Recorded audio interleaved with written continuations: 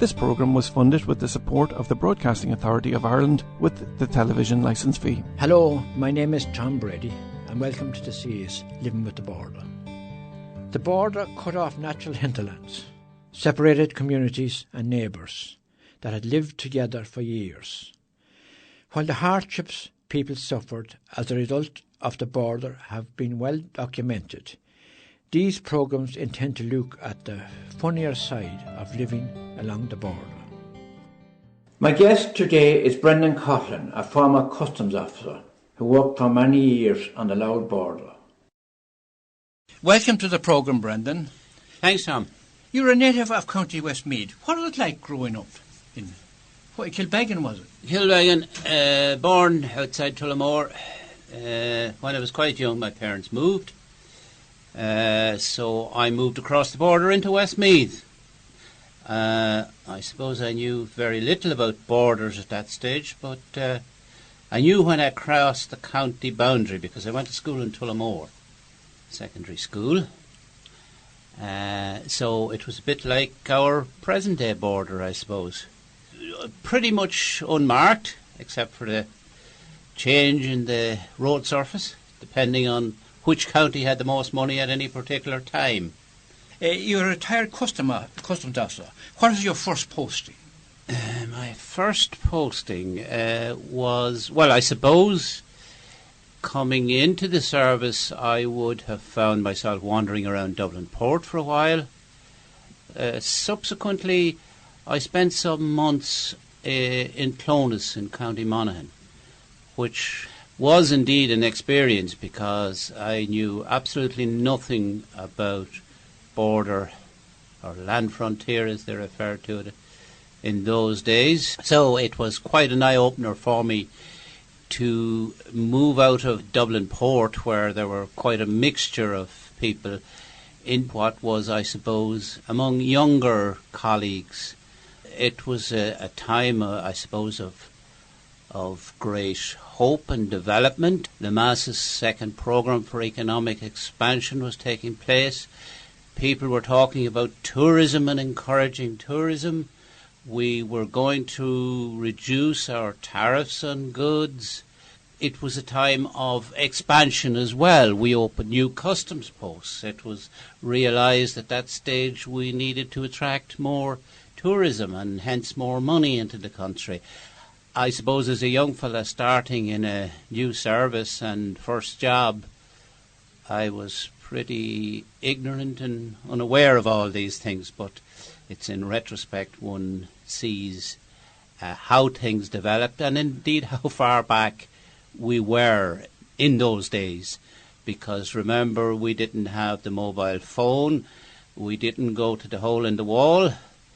Anybody that could afford to go abroad on a vacation, or, well, you had a traveller's cheque. You had to go into the bank and get your traveller's cheque. So our technology was not anything like the things that people take for granted today. Yeah. And was that your first time on the border?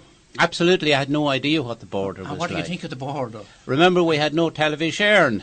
So all my information was from radio.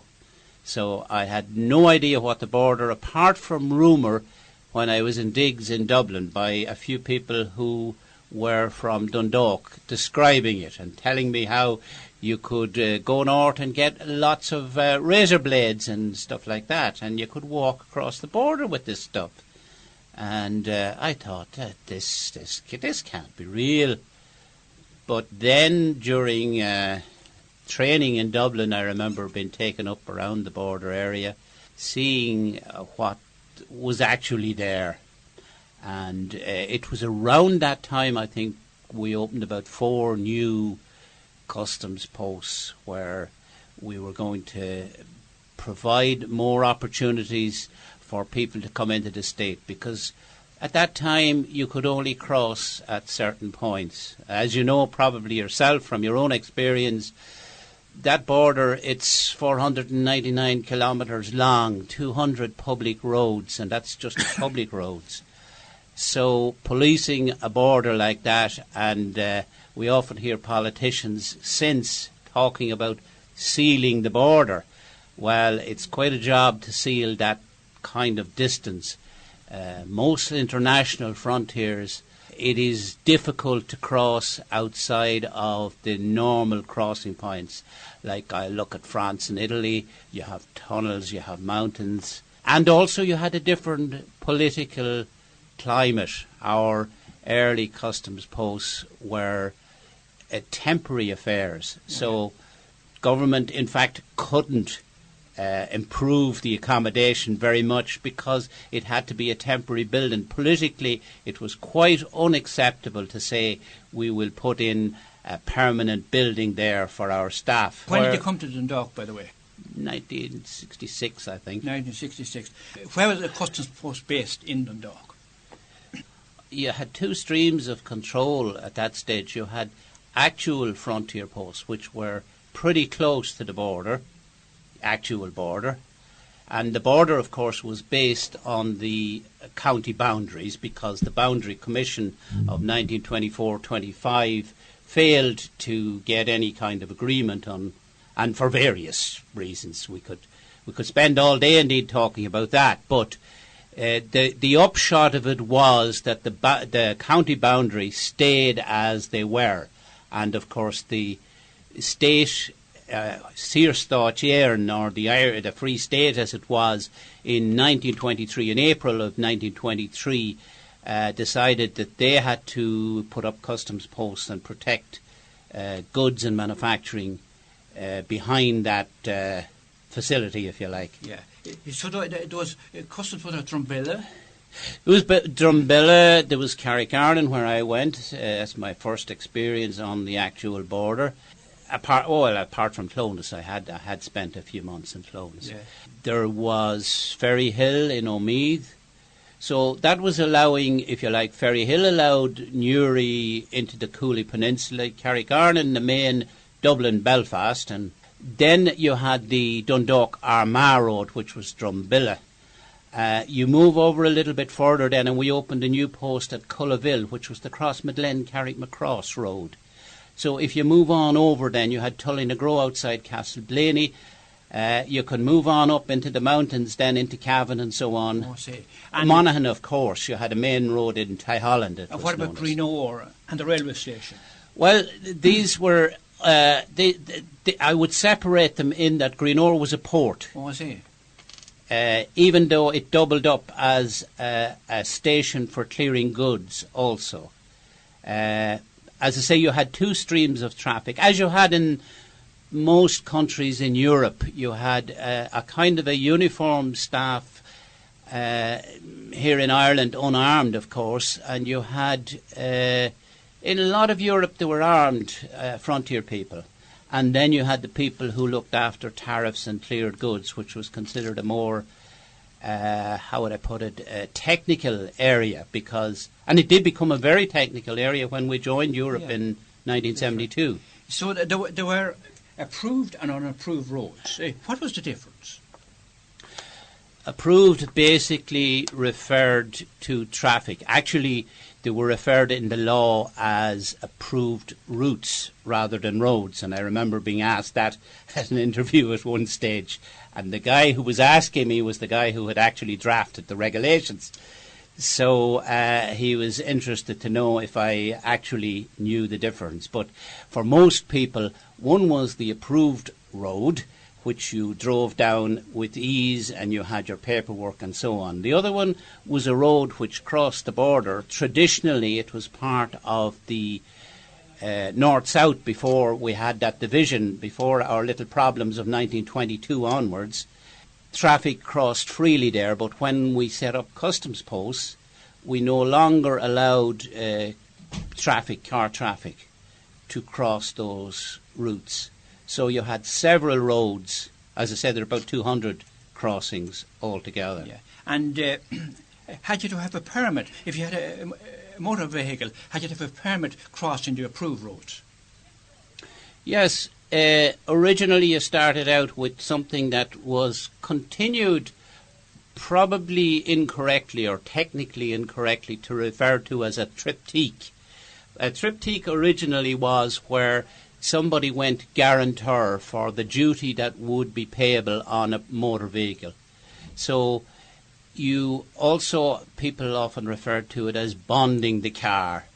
And the bonding the car referred to somebody signing a piece of paper going guarantor that if that car was smuggled and the duty wasn't properly discharged, that person was liable. So they had to have a stake either in the state, or if you went to Northern Ireland and you got a permit, you needed to know somebody in Northern Ireland. Well, what powers had the customs men? They were in uniform. Oh, yes. What powers? Well, they had the powers to stop, to question, to put particular questions to people. And on the border, particularly mobile patrols could, in fact, arrest somebody. And search? Oh, a search. Obviously search. Well, to go into private premises need a search warrant, but they could search all along the border. And traditionally, but they did a lot of other agency work in that regard, like receiver of wreck, where stuff came in off a ship or whatever. They were operating on behalf of the state again. So they introduced various, say, agricultural controls, prohibited goods and so on. Agency work undertaken sometimes on behalf of other specialist departments, but it was easier to have a customs officer implement those regulations because he was in the front line. Yeah, and did the people really understand what they could bring in from the north? The ordinary person, did they understand? Well, I would say they understood very well. But, of course, the difference in prices at that time, we, from the foundation of the state until that period of economic development, had extremely high tariffs. So they understood the simple thing of going down maybe to a relative or somebody in Uri and comparing prices, and you couldn't but understand the huge difference that was there. And of course, Lamass's view on the thing was that by having very high tariffs, we were stopping competitive production of goods. As I would recall, maybe I'm wrong on this, but I think, for instance, clothing, which was sometimes bought by somebody if they went on a special weekend or trip northwards, it had something like 60%, which is a huge tariff altogether. And as a customs officer, what would you be looking for? Where would if people wanted to conceal goods, where would they conceal them? In a motor car? Or? Anywhere you can think of. There are different methods of smuggling, I suppose, and you have the straight smuggling, which came in the unapproved route, if you like, came across the fields down a boreen or whatever, and that was the big commercial smuggling. But where you had thousands of people crossing the border, people often came through the approved route and hoped that the particular officer on duty didn't identify that they had particular goods that were going to be charged with duty.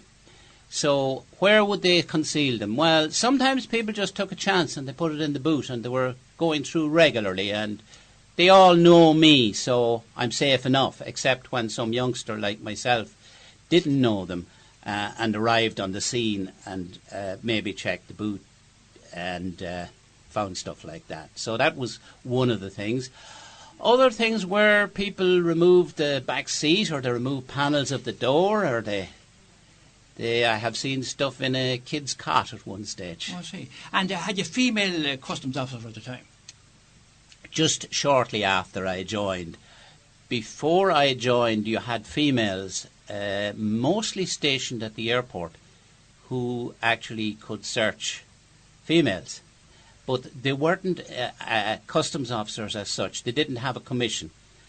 Shortly after I joined, it was, I guess equality was coming and women's lib was on the way, and my training, I can recall, there were 2 females who were training as customs officers with me. They had previously been involved at the airport as women searchers. Oh, I see. And they struck terror, let me tell you, into the local female population, particularly in Dundalk, when somebody who was coming through, perhaps on a bus, after visiting their relatives in Uri, and suddenly they found the female behind the counter asking them questions. Well, this was a whole different ball game. Oh, I see. And we'll take a break now for a song. An appropriate song would be Transit Van by Seamus Moore. Did you ever hear that one? I have heard that one indeed. OK, that probably fits the bill all right.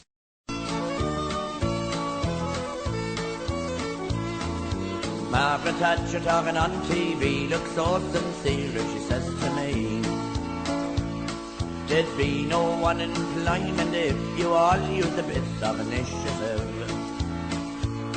I was on the dole, I was broken board, says I'll take her at her word. Got a loan from a credit union man and bought myself a transit van. Me next step up the ladder now, I bought myself an outback sow. Crossed the border quite legally, collected a common market subsidy. Signed all the forms, handed back the pen, smuggled the sow back home again. 10 times a day I'd work this plan, myself and the sow in the transit van. Travel sickness is so picked up, says I, it's time to diversify. Took all me money from the biscuit tin, filled the van to the roof with whiskey and gin. Around the south me wares I'd sell in public houses and hotels. There was never a guard or a customs man put his nose inside a transit van. At festivals and flowers and fairs, if the crack was good you'd find me there. At all big matches in Croke Park, and I danced with Springsteen in the dark. I fought with the tinkers in Ballinasloe, I danced on streets around Lidstone. Mothers had their daughters warned to well away from the transit van. It'd been Lent and the drink rates low, I changed to carrying video. While on the road to Ballybay, found the customs roadblock on me way. The pace of order I got her turned, the engine roared and the tyres burned. 5 patrol car fully manned, we're in hot pursuit of the transit van. Through Clontiburit I did go, I was heading for the County Mayo. Round the corner I hissed a dog, went over the ditch, landed in a bog. I sat on a bank, watched all I owned, sinking in a bog hole like a stone. She was lying on the... Brendan, there was an upsurge in border trade in the 80s and 90s when the EU at the time introduced the first exchange rate mechanism in 1979. This broke the link between sterling and the euro. Was that a busy time for the customs? Well, I suppose when exchange rates fluctuate and the particular local currency is favourable, you're always going to get people visiting and taking goods back. And no less, Ireland did face problems around that period. As far as I remember, we only got to grips with those problems when the Minister for Finance, Ray McSharry, brought in some pretty swinging legislation. So we had a thing called the 48-hour rule, and if you weren't out 48-hour rule, you got very reduced allowances. There were always allowances for people who went abroad, and those allowances applied, but they were severely restricted during the McSharry regulations. Yeah. So the 48-hour rule was particularly difficult for the unfortunate staff on the front line to administer, because being told by the general public this is illegal, it's contrary to EU rules, and people could in fact quote chapter and verse, and there were EU regulations which clearly set out what was allowed. But on the other hand, for the good of the country, we needed to implement that rule, and that rule was implemented pretty strictly. Customs posts were generally removed from the border in 1973 as a result of the single EU market. How did it change the work of the customs? Well, basically the customs were abolished. you had free internal movement within the EU. That meant all internal borders went. During the height of the Troubles, the border was a dangerous place for customs men, Gardaí and soldiers. Did the customs ever come under attack at any stage? Or? I have to say I wasn't on the border myself during those worst days, but yes, it was a dangerous place for any state official. Largely, I think they avoided serious confrontation, but from time to time, I think they would also have encountered perhaps a dangerous van or something like that, with a dangerous load, I should say, perhaps. But in general, I think any kind of confrontation was avoided. I know certainly I witnessed the experience of a gentleman coming in for some minor offence, and I think two days later he was involved in a bit of a shootout and was captured by the British Army just a few yards on the other side of the border. So I think we would have been aware of some of the things that were going on without maybe being directly involved. The border was completely sealed off during the outbreak of the mad cow disease in 1996 and the foot and mouth disease in 2001. Did this reduce smuggling? Well, I'd say from the smuggler's point of view it was a darn nuisance. Whether it actually reduced smuggling, whether it disrupted regular trade or not is very difficult to say. But certainly it can't have helped those who had deliveries to make at a particular time and date. The Good Friday Agreement of 1998 was widely welcomed, especially in the Louth border. Did Dundalk benefit as a result of the Good Friday Agreement? It was peace and tranquility. I think everybody benefited on both sides. Yes, the very thing you say, peace and tranquility, because we all remember before that, driving up the road any day, you might find that the particular road you were going, particularly the main road, was often blocked, as indeed was the railway line. How often have we heard of people been bussed from various areas where something was thought to be on the line. Sometimes there was something on the line, sometimes there wasn't. So the train was stopped, often stopped for several days, in fact. Johnson's Lane was a favourite one. It was. There was another one, I'm trying to think of, a bridge out there just at the border near Jonesborough, on the back road up to Jonesborough as well. Kilnasaggart Bridge was a favourite stopping off point. So it was good for trade, really. People from the north were moving freely up to Dundalk. Oh, absolutely. I think it reduced costs to importers and exporters, in that there was no longer all that paperwork to be done. Certainly, and there is much talk about it today, the cost that would now be imposed on traders had we this famous hard border were it to come back across. And how would you identify the border as such? Had you map her?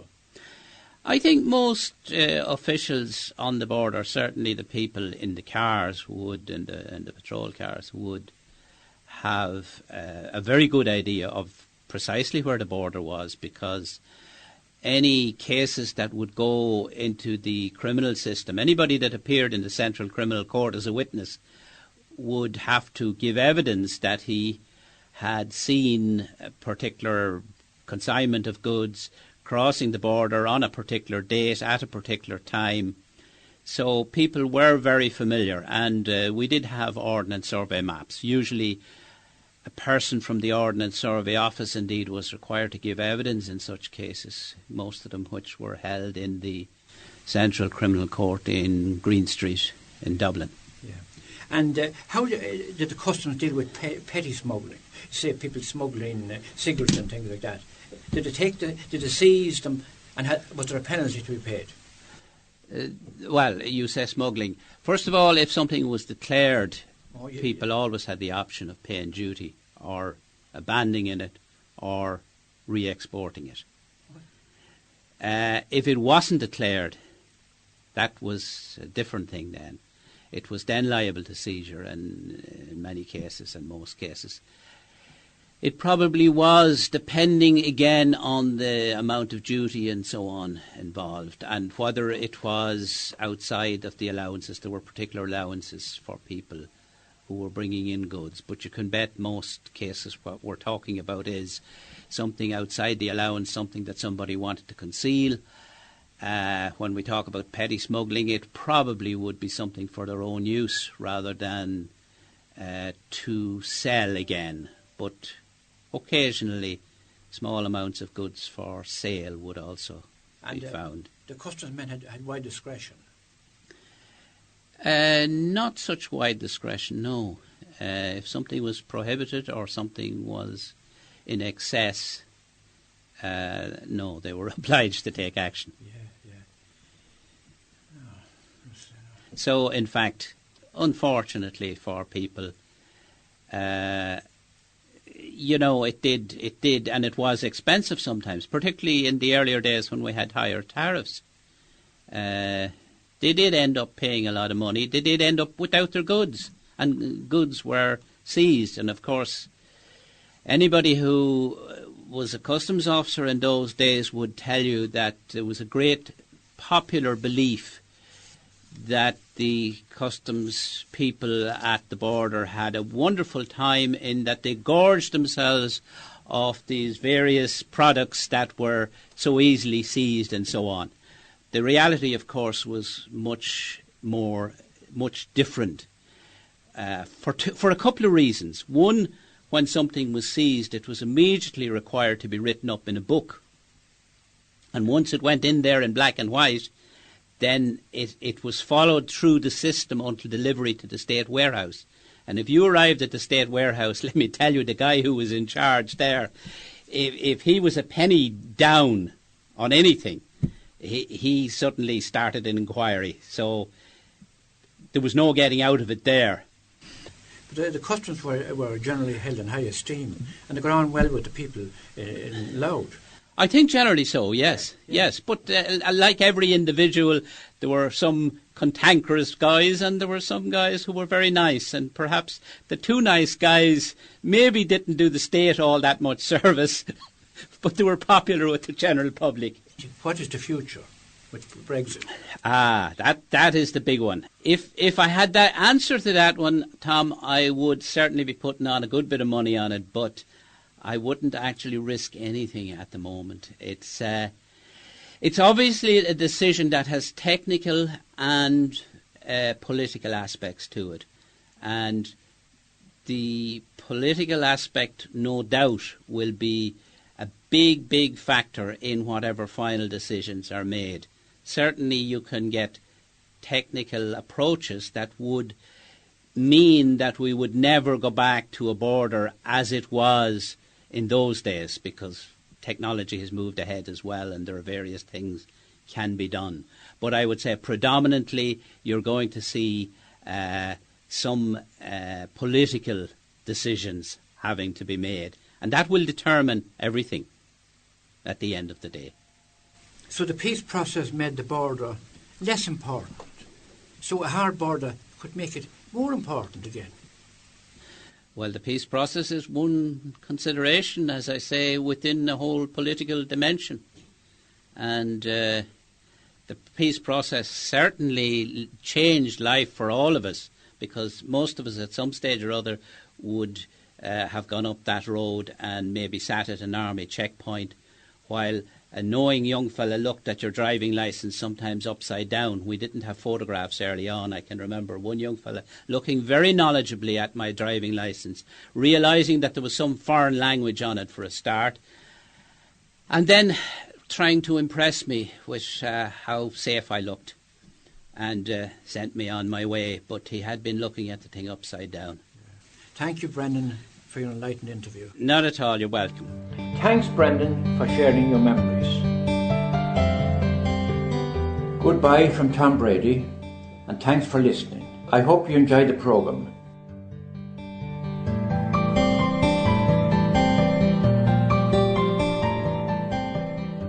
This programme was funded with the support of the Broadcasting Authority of Ireland with the television licence fee.